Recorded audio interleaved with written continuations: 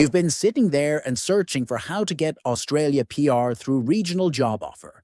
Maybe you've already looked into the point system and cried a little inside.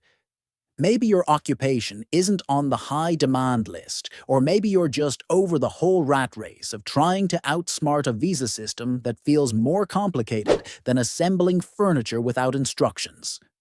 Well, breathe out, because in this video, we're not going to talk about big cities or high point thresholds. We're going regional. Now, before you go, it's important to know that some of these places are thriving.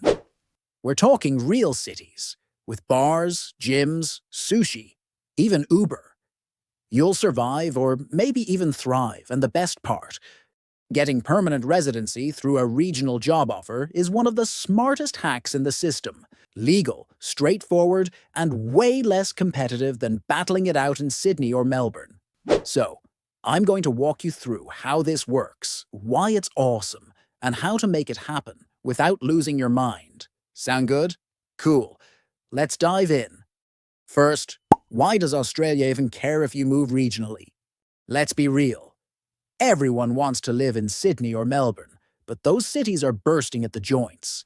Meanwhile, regional areas are like that kid at the party who brought snacks and no one talks to because they're awesome, but often ignored. So, the government said, hey, what if we actually rewarded people for going where they're needed? And boom, regional migration visas were born. It's not a trap, it's a shortcut, and unlike most shortcuts in life, this one doesn't end in regret and bad decisions. So, what exactly is the regional job offer pathway? All right, if you get a job offer in a designated regional area, you could be eligible for one of the regional skilled visas. Mainly, 491 visa, skilled work regional, provisional, or 494 visa, employer-sponsored regional, provisional. Let's break them down.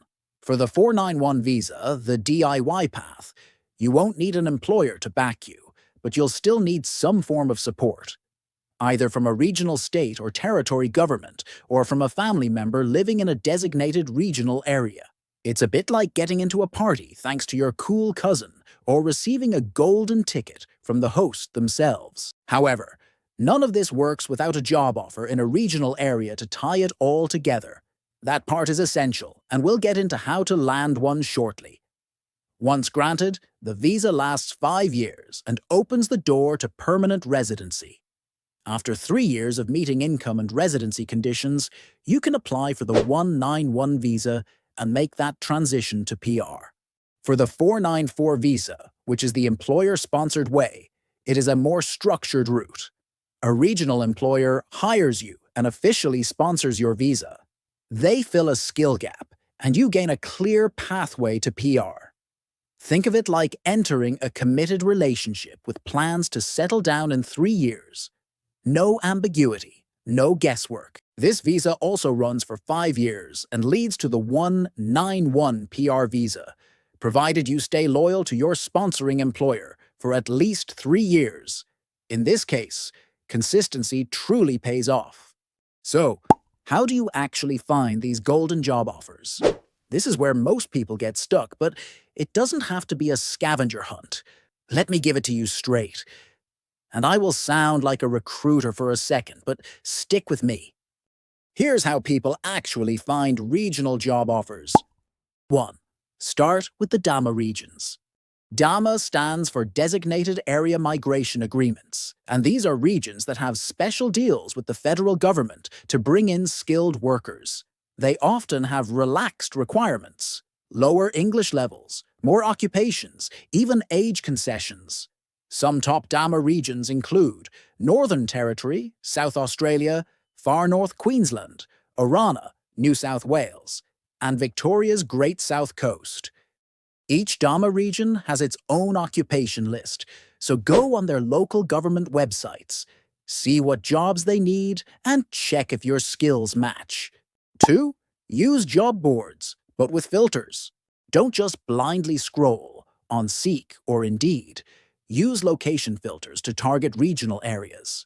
Search for jobs using terms like regional sponsorship available or 482 and 494 visa sponsorship.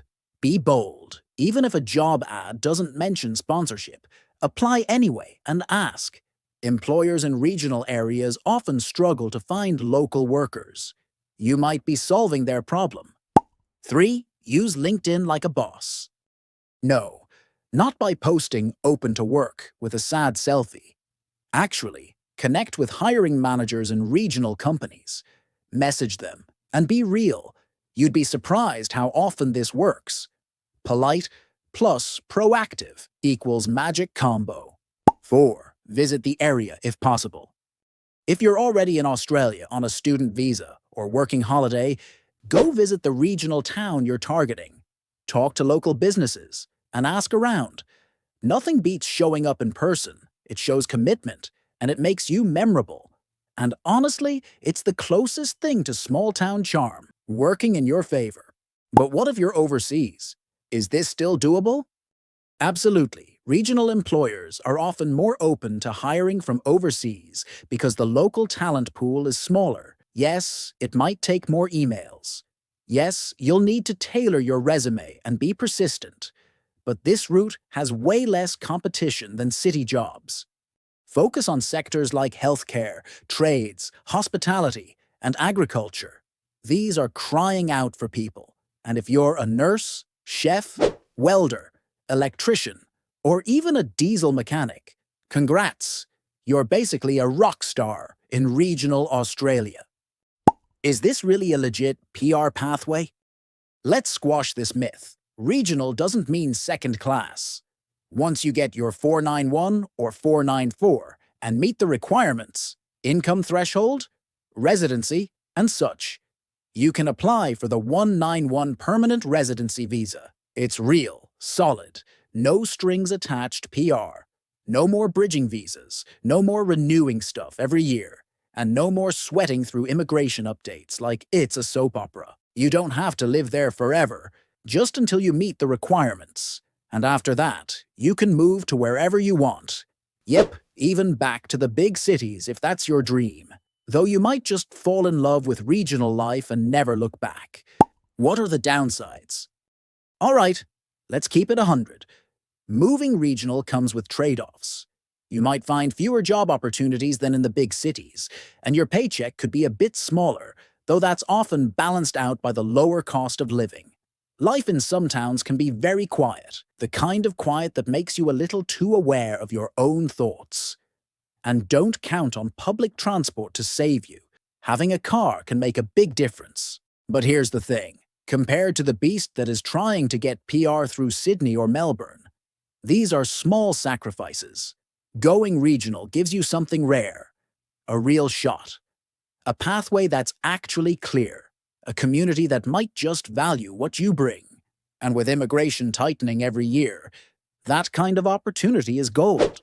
Look up the regional options, apply for that job, message that employer, and take the risk. Because 3 years from now, when you're holding that PR card, chilling in a beautiful Aussie town, with no more visa stress, you'll thank yourself. Now go get it.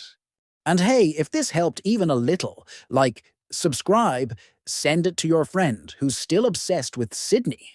Let's all get that PR, one regional town at a time.